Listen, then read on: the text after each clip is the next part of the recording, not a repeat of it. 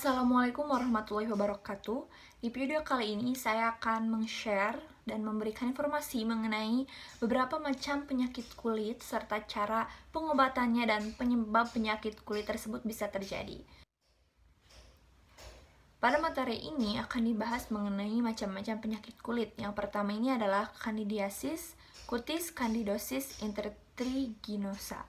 Yang kedua ini Candidiasis, Cutis paronychia dan onychomycosis. Yang ketiga herpes zoster, yang keempat jerawat dan panu. Untuk penjelasan yang pertama yakni mengenai Candidiasis cutis intertriginosa. Candidiasis cutis intertriginosa ini merujuk pada berbagai bentuk infeksi yang disebabkan oleh Candida albicans ataupun anggota lainnya dari genus Candida. Biasanya umumnya ini menginfeksi kulit, kemudian kuku, kemudian ada membran mukosa, kemudian ada traktus gastrointestinal, namun mereka juga dapat menyebabkan penyakit yang sistemik. Lokasi yang umum yaitu pada area genitokrural, ketiak, pantat, antar jari, dan di bawah payudara. Faktor predisposisi itu seperti kegemukan, kemudian diabetes mellitus, gaya hidup, dan penggunaan pakaian yang ketat. Untuk selanjutnya yang kedua merupakan masih dengan tipe candidiasis, namun yang kedua ini adalah paronychia dan onychomycosis. Penyebab dari candidiasis, paronychia dan onychomycosis ini biasanya ditemukan pada beberapa orang yang memang tangannya ini sering terkena air atau lebih cenderung pekerjaan yang basah seperti nelayan, kemudian bartender. Biasanya ini ya, tipe dari candidiasis onychomycosis ini tangannya itu kemerahan, kemudian pembekakan, nyeri, dan area faringeal dengan retraksi dari kutikula ke lipatan kuku proksimal. Kemudian adanya perubahan kuku sekunder, antara lain onycholisis dan depresi transversal dari lempeng kuku, dengan perubahan warna menjadi kecoklatan atau kehijauan sepanjang tepi lateral. Nah, untuk selanjutnya, yakni bagaimana cara mengobati candidiasis ini. Nah, pengobatan candidiasis ini yang pertama itu menghilangkan atau menghindari faktor predisposisi seperti tadi kegemukan, gaya hidup, dan lain sebagainya. Yang kedua ini adalah dengan pengobatan topikal. Untuk pengobatan topikal ini banyak sekali obat-obat yang dijual di apotik ya. Yang pertama ini adalah larutan ungu gentian.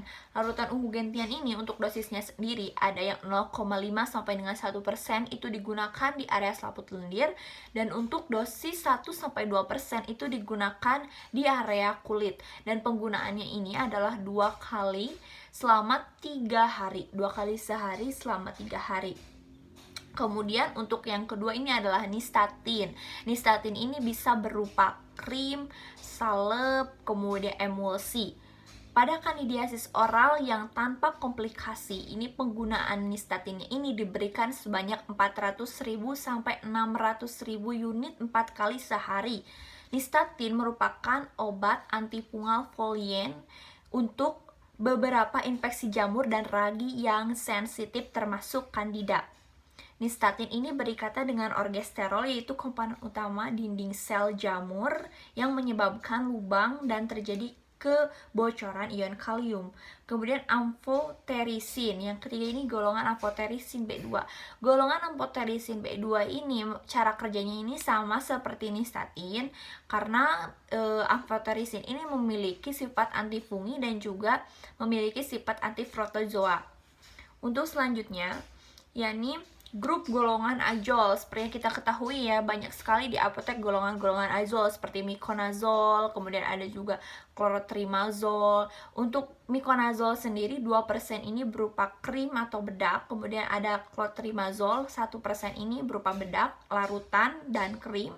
Thioconazole, blufanazole, isoconazole, dan juga ada cyclopiroxalamin 1%.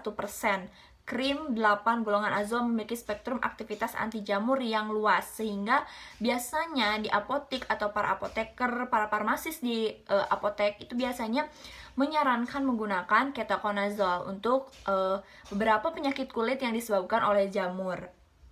Kenapa? Karena mereka bisa menghambat sintesis ergosterol membran sel jamur dengan cara mengikat enzim sitokrom P450.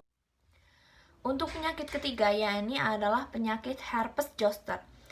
Herpes zoster ini merupakan penyakit yang disebabkan oleh virus varicella zoster. Biasanya penyakit herpes zoster ini menyerang pada orang-orang yang memang sudah lanjut usia ataupun untuk orang-orang yang memang daya imunnya itu rendah. Biasanya bisa mengenai orang-orang seperti itu. Untuk terapi atau pengobatannya sendiri, untuk golongan analgetik, kemudian antiviral, roboransia, dan topical cream atau bedak. Untuk analgetik sendiri ini bersifat simptomik, jadi hanya untuk mengurangi rasa sakit. Sedangkan roboransia itu sebagai neuroprotektor, di mana mengingat patofisiologis herpes zoster ini mengenai syaraf.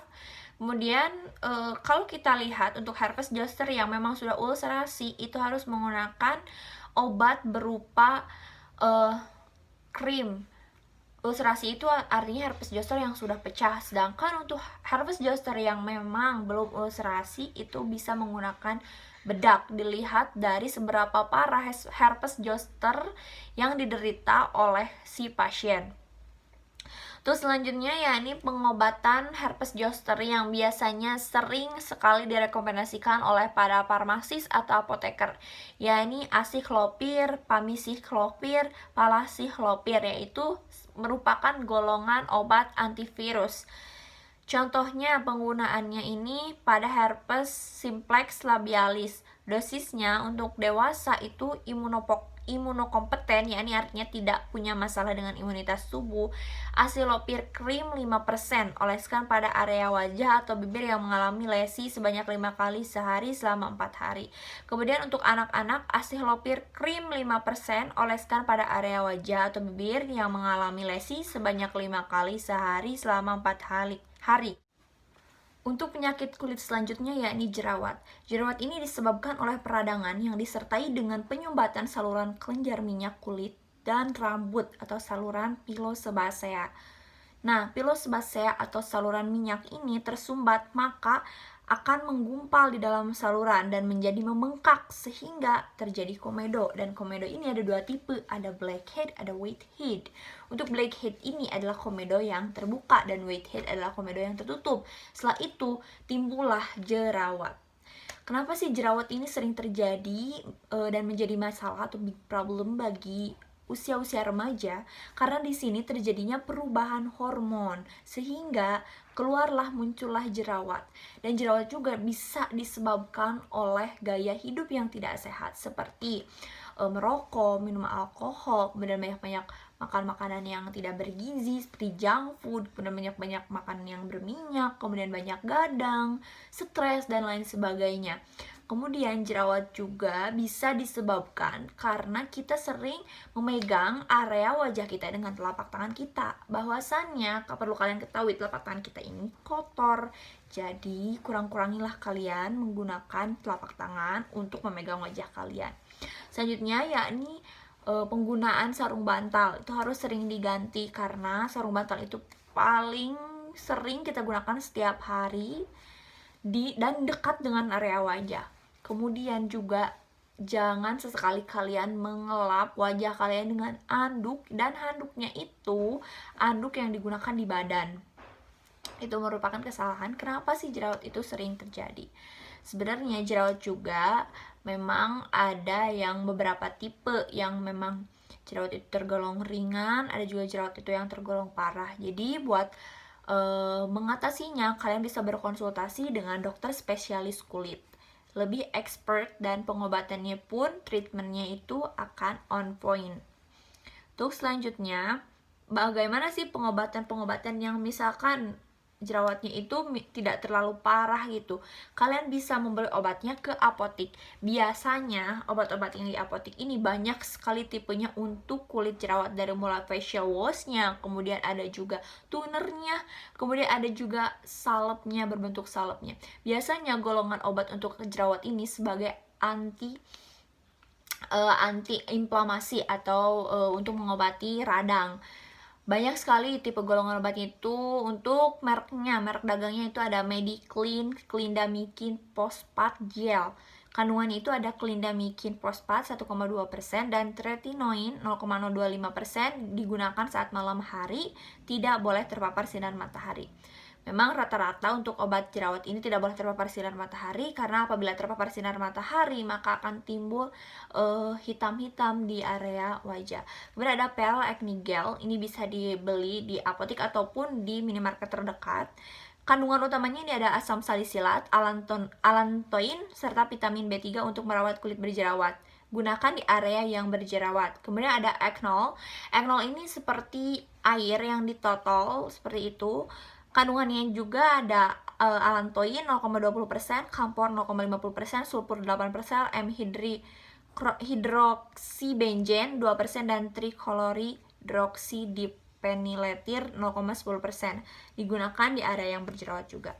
Nah, untuk selanjutnya ini adalah tamanu oil. Minyak tamanu oil ini merupakan ekstrak daripada tumbuhan Calophyllum inopilum, dan ini ada sebagai antiinflamasinya, digunakan di area yang berjerawat saja, digunakan saat malam hari. Jadi tidak boleh digunakan di area wajah karena ini merupakan minyak. Takutnya dapat menyumbat dan malah menjadi jerawat baru. Terus selanjutnya ya, ini adalah panu. Panu ini merupakan penyakit yang sering dialami oleh masyarakat Indonesia apabila seorang itu emang sering sekali bekerja dengan mengeluarkan banyak keringat.